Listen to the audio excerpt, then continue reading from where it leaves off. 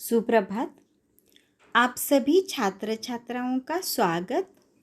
कल के लेक्चर में हमने काल और उसके प्रकार देखे हैं ना, तो मैं आशा करती हूँ कि वो आपको अच्छे से समझ में आया होगा। तो आज हम व्याकरण में से कारक और कारक के जो भेद हैं उसके बारे में जानकारी लेते हैं, ठीक है। तो सबसे पहले जानते हैं कारक किसे कहते हैं।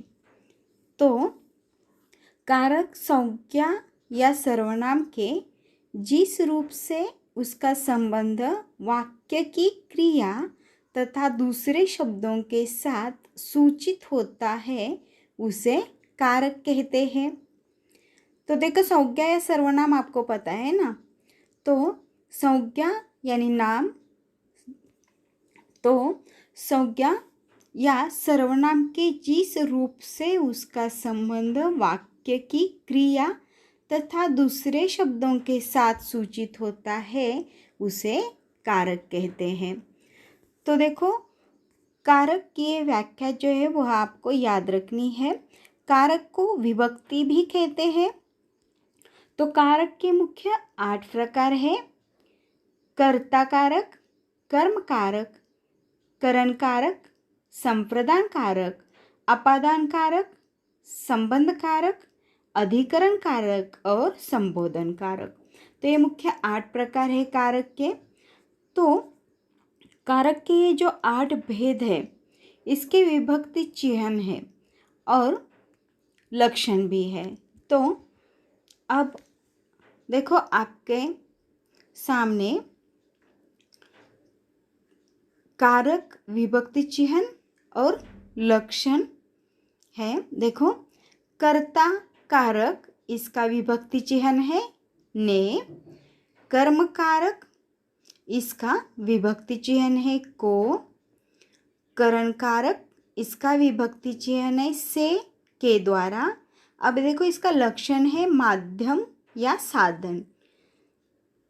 चौथा है संप्रदान कारक, इसके विभक्ति चिह्न है को, के लिए।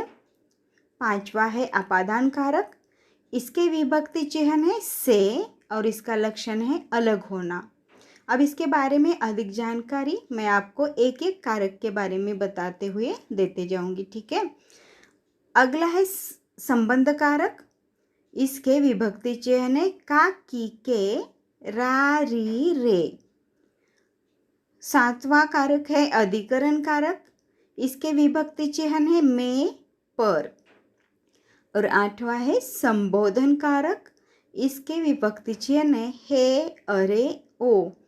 तो अब हम क्या करते हैं, इसके एक एक कारक की डिटेल में मैं आपको अभी जानकारी देती हूँ, ठीक है। तो देखो, कर्ता कारक, तो जो वाक्य में कार्य को करता है वह कर्ता कहलाता है।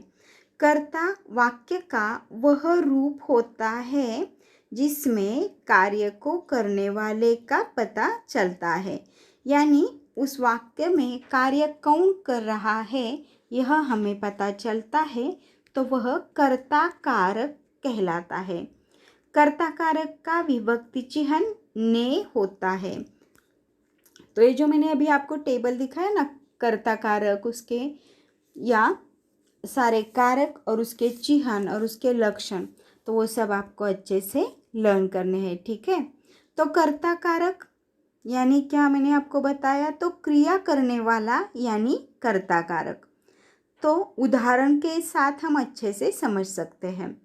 तो रामू ने अपने बच्चों को पीटा। तो देखो, किसने पीटा, रामू ने पीटा।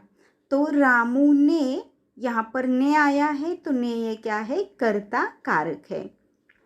समीर जयपुर जा रहा है। यहाँ पर देखो ने नहीं है, लेकिन कर्ता कौन है, समीर है, क्योंकि जयपुर कौन जा रहा है, समीर जा रहा है। तो ये भी क्या है, कर्ता कारक है। नरेश खाना खाता है। अब देखो, खाना खाने की जो क्रिया है वह कौन कर रहा है, नरेश। तो नरेश ये क्या है, कर्ता है। तो ये भी वाक्य क्या है, तो कर्ता कारक है। अगला वाक्य है विकास ने एक सुंदर पत्र लिखा। अब देखो किसने लिखा, विकास ने लिखा। तो यहाँ पर विकास क्या है, कर्ता है, और विकास ने ये क्या है, कर्ता कारक है। तो समझने में बिल्कुल आसान है। देखो कर्ता कारक यानी क्रिया करने वाला, उसे कर्ता कारक कहते हैं। दूसरा कारक है कर्म कारक। इसकी व्याख्या देखते हैं। वह वस्तु या व्यक्ति जिस पर वाक्य में की गई क्रिया का प्रभाव पड़ता है वह कर्म कहलाता है। बिल्कुल आसान व्याख्या है। देखो, वह वस्तु या व्यक्ति जिस पर वाक्य में की गई क्रिया का प्रभाव पड़ता है वह कर्म कहलाता है। कर्म कारक का विभक्ति चिह्न को होता है, यानी कर्म कारक यानी क्या, तो जिस पर क्रिया का प्रभाव पड़े उसे कर्म कारक कहते हैं। अब देखो इसके उदाहरण देखते हैं। उदाहरण है गोपाल ने राधा को बुलाया। अब देखो इसमें किसको बुलाया, राधा को बुलाया, यानी कर्म पर प्रभाव पड़ने वाला जिसे कहते हैं, तो ये कर्म कारक है। रामू ने घोड़े को पानी पिलाया।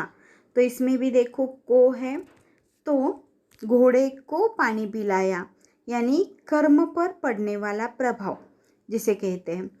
तो ये भी क्या है, कर्म कारक है। माँ ने बच्चे को खाना खिलाया। अब देखो यहाँ पर भी बच्चे को है, तो ये भी क्या है, कर्म कारक है। मेरे दोस्त ने कुत्तों को भगाया। ये उदाहरण भी कर्म कारक का है। तीसरा कारक है करण कारक। वह साधन जिससे क्रिया होती है वह करण कहलाता है, यानी जिसकी सहायता से किसी काम को अंजाम दिया जाता है वह करण कारक कहलाता है। करण कारक के दो विभक्ति चिह्न होते हैं, से और के द्वारा। अब आपको इसमें से सबसे महत्वपूर्ण बात क्या याद रखनी है, तो वह है कि करण कारक में जब से आता है तो वह किसी साधन या माध्यम के बाद आता है। साधन यानी जैसे साइकिल, बस, रेलगाड़ी आदि, उदाहरण के लिए मैंने बताया। माध्यम जैसे पेन वगैरह। तो ये बिल्कुल आसान है समझने के लिए, क्योंकि देखो करण कारक और उसके बाद अपादान कारक में भी से आता है ना। तो यहाँ पर क्या होता है, समझ में नहीं आता कि क्या है, तो इसको आपको याद रखना है कि करण कारक यानी यहाँ पर इसका लक्षण क्या होता है, माध्यम या साधन के बाद से आता है। ये महत्वपूर्ण बात आपको याद रखनी है करण कारक के लिए। और करण कारक के दो विभक्ति चिह्न होते हैं, से और के द्वारा। उदाहरण के साथ आप अच्छे से समझ सकेंगे। तो आइए देखते हैं इसके उदाहरण। बच्चे गाड़ियों से खेल रहे हैं। देखो गाड़ियों से है ना, गाड़ी एक क्या है, साधन है। तो बच्चे गाड़ियों से खेल रहे हैं।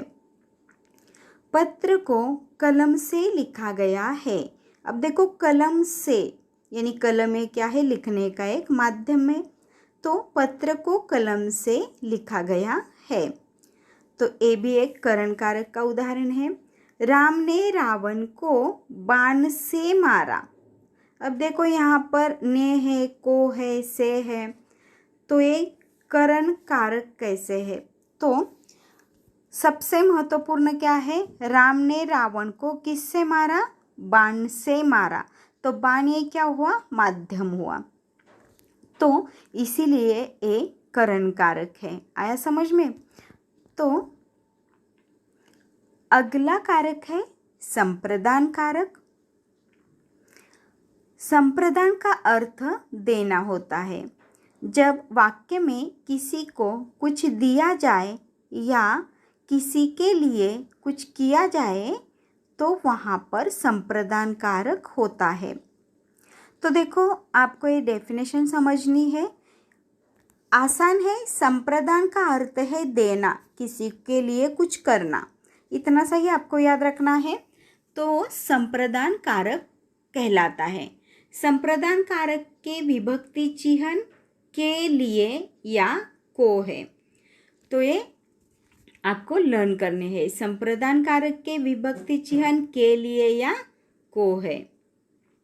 तो इसके उदाहरण देखते हैं। माँ अपने बच्चे के लिए दूध लेकर आई। तो देखो यहाँ पर के लिए का प्रयोग हुआ है ना। तो ए संप्रदान कारक का उदाहरण है। दूसरा है विकास ने तुषार को गाड़ी दी।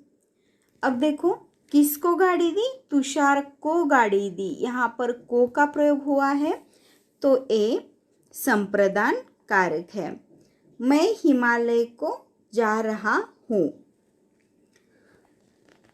हिमालय को जा रहा हूँ, ये भी संप्रदान कारक का उदाहरण है। रमेश मेरे लिए कोई उपहार लाया है। मेरे लिए, यहाँ पर ये देखो, तो ए भी एक संप्रदान कारक का उदाहरण है, क्योंकि संप्रदान कारक जो है उसकी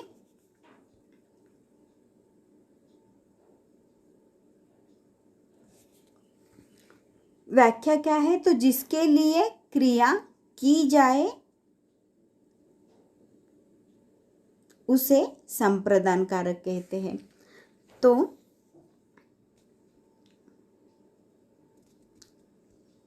अगला कारक है अपादान कारक।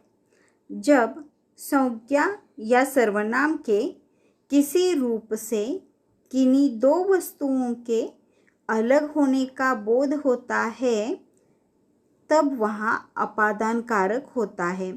ये सबसे महत्वपूर्ण है। देखो, जब संज्ञा या सर्वनाम के किसी रूप से किन्हीं दो वस्तुओं के अलग होने का बोध होता है तब वहाँ अपादान कारक होता है। तो अपादान कारक का सबसे महत्वपूर्ण लक्षण हमने देखा अलग होना या बिछड़ना, जिसे कहते हैं ना।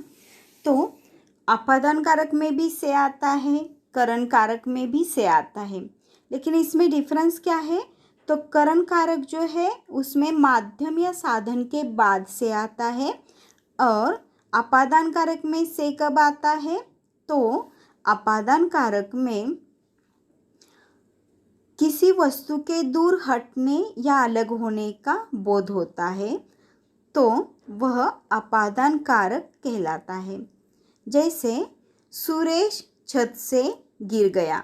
अब देखो, सुरेश छत से गिर गया यानी छत से वह अलग हो गया, और इसीलिए सुरेश छत से गिर गया यानी अलग होने की क्रिया इससे हमें पता चलती है। तो ये क्या है? अपादान कारक है। सांप बिल से बाहर निकला। अब देखो, सांप बिल से अलग हो गया है ना।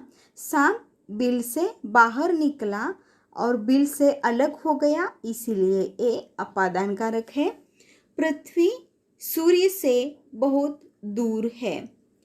अब देखो, पृथ्वी और सूर्य एक दूसरे से बहुत दूर है, तो इस वाक्य से हमें दूर हटने या दूर होने की बात पता चलती है। तो ये अपादान कारक का उदाहरण है। आसमान से बिजली गिरती है। तो देखो, आसमान और बिजली क्या होता है? एक दूसरे से अलग हो जाते हैं। ये हमें इस वाक्य के माध्यम से पता चलता है। तो ये वाक्य अपादान कारक का उदाहरण है। अगला कारक है संबंध कारक। संबंध कारक की व्याख्या देखते हैं। जैसा कि हमें कारक के नाम से ही पता चल रहा है कि यह किन्हीं वस्तुओं में संबंध बताता है। संज्ञा या सर्वनाम का वह रूप जो हमें किन्हीं दो वस्तुओं के बीच संबंध का बोध कराता है वह संबंध कारक कहलाता है। अगर आसान शब्दों में याद किया जाए तो जिससे संज्ञा का किसी अन्य संज्ञा से संबंध प्रकट हो। ये इतनी आसान व्याख्या है। तो संज्ञा का किसी और संज्ञा के साथ संबंध, व्यक्ति का किसी और व्यक्ति के साथ संबंध, वस्तु का किसी और वस्तु के साथ संबंध आदि के बारे में जानकारी हमें जिस वाक्य के द्वारा मिलती है उस वाक्य को संबंध कारक कहते हैं। उदाहरण देखेंगे तो आसानी से समझ सकेंगे। अब देखो, संबंध कारक के विभक्ति चिह्न का, के, की, ना, ने, नो, रा, रे, री आदि है। अब देखो उदाहरण इसका, वह राम का बेटा है। अब देखो, राम का बेटा, राम और उसके बेटे के बारे में संबंध बताने का काम कौन कर रहा है? का। वह राम का बेटा है। तो एक क्या है? तो ये संबंध कारक का उदाहरण है। दूसरा उदाहरण अगर हम देखें तो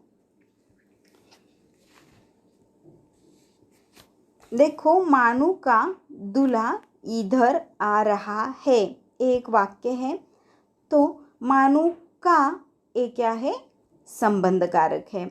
तो मानू का दूल्हा यानी मानू और दूल्हा, इनका संबंध हमें इस का के माध्यम से पता चलता है। तो मानू का दूल्हा इधर आ रहा है, यहाँ पर मानू का यह क्या है? संबंध कारक है। अगला कारक है अधिकरण कारक। अधिकरण का अर्थ होता है आश्रय, संज्ञा का वह रूप जिससे क्रिया के आधार का बोध हो, उसे अधिकरण कारक कहते हैं। तो क्या महत्वपूर्ण याद रखना है? तो अधिकरण का अर्थ होता है आश्रय, ये आपको याद रखना है।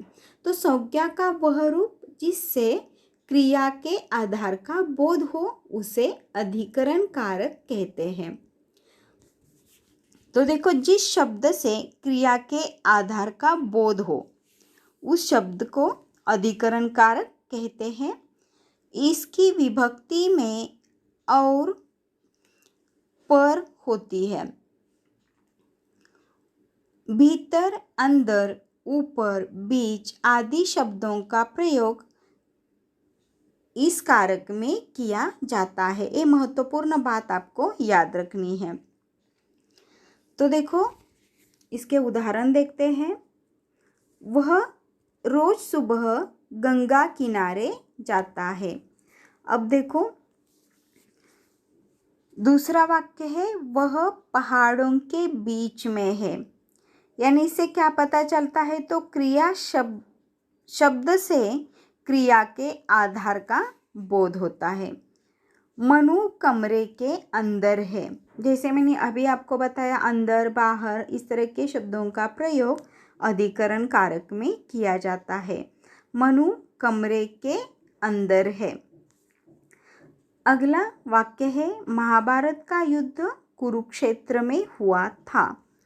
तो जहाँ पर होने का आधार हो, जैसे कहा जाता है, ऐसे शब्द अधिकरण कारक होते हैं। और एक उदाहरण के लिए मैं आपको बता देती हूँ कि देखो, उदाहरण है करामत अली ने लक्ष्मी की पीठ पर दवा लगाई।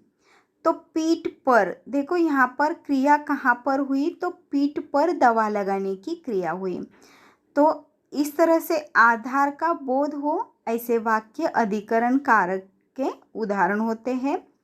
दिल्ली शहर में एक घर ढूंढ रहा हूँ। अब देखो, कहाँ ढूंढ रहे हैं? दिल्ली शहर में।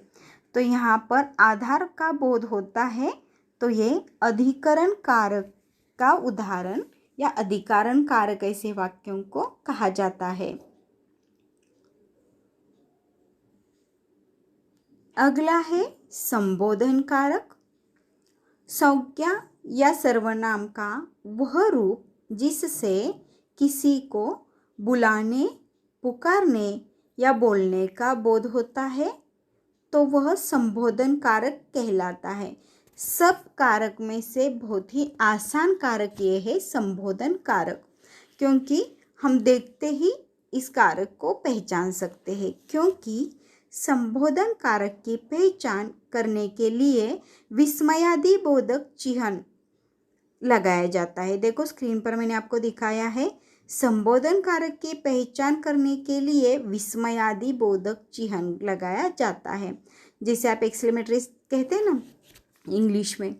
तो यह विस्मयादि बोधक चिन्ह लगाया जाता है, ऐसे वाक्य संबोधन कारक के उदाहरण होते हैं। संबोधन कारक की व्याख्या ही क्या है? किसी को बुलाने, पुकारने या बोलने का बोध होता हो, ऐसे शब्द, ऐसे शब्दों को संबोधन कारक कहते हैं। उदाहरण देखेंगे तो आप आसानी से समझ सकेंगे।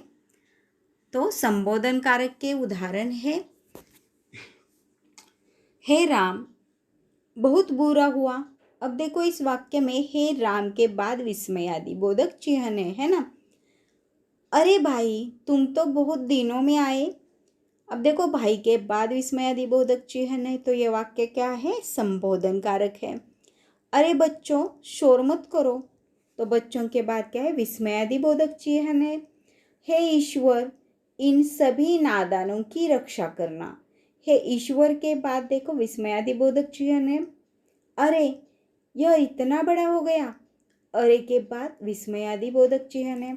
तो संबोधन कारक पहचानना बहुत ही आसान है। तो आज हमने कारक और कारक के 8 भेद जो होते हैं उसके बारे में उदाहरण सहित जानकारी ली। मैं आशा करती हूँ ये आपको समझ में आया होगा। तो इसके कुछ उदाहरण देखते हैं। तो देखो सुनील ने पत्र लिखा, सुनील ने आया है, यहाँ पर कर्ता कौन है? ने। तो कर्ता कारक ने, तो पहला उदाहरण कर्ता कारक। दूसरा देखो मनोज ने चोर को देखा, किसको देखा? चोर को, तो यहाँ पर को आया है, तो ये क्या है? कर्म कारक। वह साइकिल से आया। अब देखो साइकिल ये माध्यम है ना, तो माध्यम जब आता है और उसके बाद से आता है तो वह क्या होता है? करण कारक होता है, माध्यम या साधन। तो साइकिल ये साधन है, वह साइकिल से आया, तो ये क्या है? करण कारक है। माँ बच्चों के लिए दूध लाई। अब देखो के लिए एक कारक आता है तो संप्रदान कारक कहलाता है। सीमा पेड़ से गिर पड़ी। अब देखो यहाँ पर से है, लेकिन पेड़ से सीमा अलग हो गई, यह हमें इस वाक्य के द्वारा पता चलता है, तो ये अपादान कारक का उदाहरण है। वह सुरेश की कलम है। अब देखो संबंध पता चलता है, सुरेश की कलम है, ये हमें पता चलता है, तो ये क्या है? संबंध कारक का उदाहरण है। कप में चाय है। अब देखो ये अधिकरण कारक है, क्योंकि आधार का बोध हो ऐसी इसकी व्याख्या है, जिस शब्द से क्रिया के आधार का बोध हो। चाय कहाँ है? कप में है, तो ये अधिकरण कारक का उदाहरण है। लास्ट है देखो अरे तुम कहाँ जा रहे हो। अब देखो अरे के बाद विस्मयादि बोधक चिन्ह है, तो ये संबोधन कारक है। और चिन्ह से पहले जो शब्द आते हैं, देखो अरे, ओ, हे, इस तरह के जो शब्द आते हैं वो क्या है? तो वो संबोधन कारक के शब्द आए।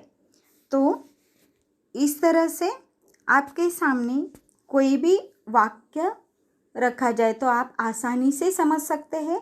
सिर्फ इसमें से में जो फर्क है वो आपको याद रखना है कि करण कारक में से कब आता है और अपादान कारक में से कब आता है। दो अच्छे से समझ लेना है, बाकी सारे कारक बहुत ही आसान है समझने के लिए।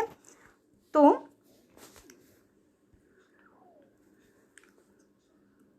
फिर मिलते हैं अगले लेक्चर में, तब तक के लिए धन्यवाद।